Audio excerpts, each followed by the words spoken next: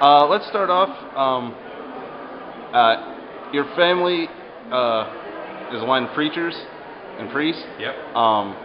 What are your thoughts on the recent contraception mandate from President Obama? Well, first of all, it's just a ridiculous overstepping of federal power and executive power from the presidency. It's blatantly disregarding our freedom of religion, and I think it's also disregarding our property rights, quite frankly. The fact that he's forcing institutions to require this stuff unpaid just is not a power that the president has. And as I said already, it also infringes on our freedom of religion. They shouldn't be required to do any of that stuff. And it's one of the problems we have with our healthcare system, that they're even tied to employers in the first place.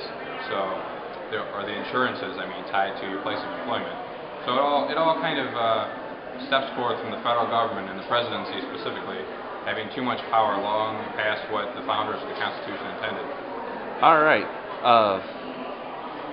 Recently, there's been proposals in Springfield to tax ammunition. Mm-hmm. There's been an effort by Chicago Mayor Rahm Emanuel to register guns. The bullet taxes, yes. Do you believe that the Second Amendment is under attack in Illinois? Well, absolutely. The fact that we're the only state in the union that doesn't have some form of carry just goes to show the attitude towards gun control and advocating gun control that comes out of Chicago, even though they had one of the higher gun crime rates in the country, so clearly it wasn't working. And it's certainly an attempt to infringe upon and control our ability to exercise our Second Amendment rights. And we definitely need some guys with backbone to go down there and push back, both from an ideological perspective and a constitutional perspective, and just to defend liberty in general. All right.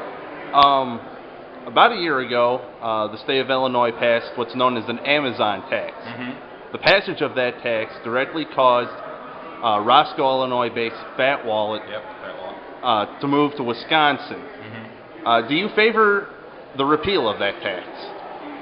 I do. I think there were some good intentions there in terms of online agencies having some built-in advantages that brick-and-mortar places do not, in terms of how sales tax is administered. I, as a small business owner, am required to collect sales tax on behalf of the state of Illinois, whereas an online retailer is not. That being said, it might be an issue, ironically, considering how limited government I want at the federal level, given that it is so much dealing with interstate commerce, an issue left to the federal government. And it was also poorly timed. It happened in the middle of a recession, and we knew what the repercussions would be. So while I understand that government should not be giving a built-in bonus or advantage to online companies compared to brick-and-mortar companies, and that is a concern, I don't believe they handled it the right way, and it certainly cost Illinois jobs the way they did handle it. So I may very well favor repeal, and I don't want to come out and say I'm 100% for it until I've studied the issue a little bit closer, because it certainly is a disparity in how brick-and-mortar stores are treated as opposed to online stores. But they definitely handled it improperly, in my opinion. All right. What are your thoughts on Governor Quinn's latest budget proposal? Well, the fact that he's advocating for more spending for education, more spending for projects, while not really saying where the money's coming from, and while we all know we're facing a budget crisis in the state of Illinois, is a little head in the sand, in my opinion. I think he needs to really get serious about how he's going to balance the budget. We already know we're going to have about $1 billion more in pension payments next year, and we're already struggling to make our payments. So the fact that he's advocating new spending without having any kind of plan in place to deal with our current budget is a little scary, quite frankly. We're already paying a lot of money in interest. We're already paying a lot of money in interest payments, and we're already falling further and further behind in our payments to our vendors who are struggling with their cash flow because we can't honor our end of our bill obligations. So I think he needs to face some severe criticism from the legislature in terms of why he wants to spend more, why he wants more in the budget when we haven't even addressed our budget shortfalls right now. Yeah, I'm going to say that Illinois has $80 billion or more in unfunded pension liabilities. Right.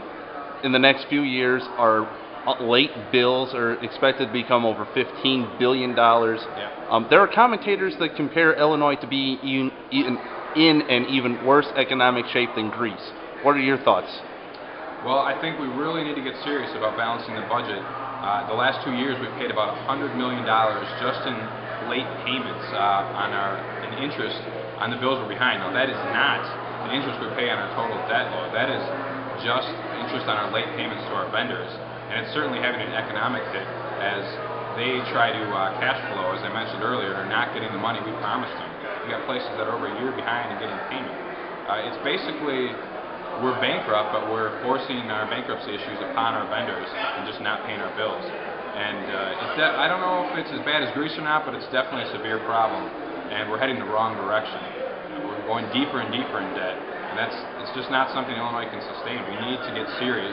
We need to make tough choices, and we need leaders with some backbone to make those tough choices and advocate for them. And to be honest, instead of like Governor Quinn promising new spending, promising to solve all these issues with new money when he knows we don't have it, it's kind of like all the promises he made to the public unions when he was running for governor for his election, and he knew we didn't have the money there, and he turned around and didn't follow through on a lot of his promises and actually hurt the unions when he knew full well when he was making those promises we don't have the money.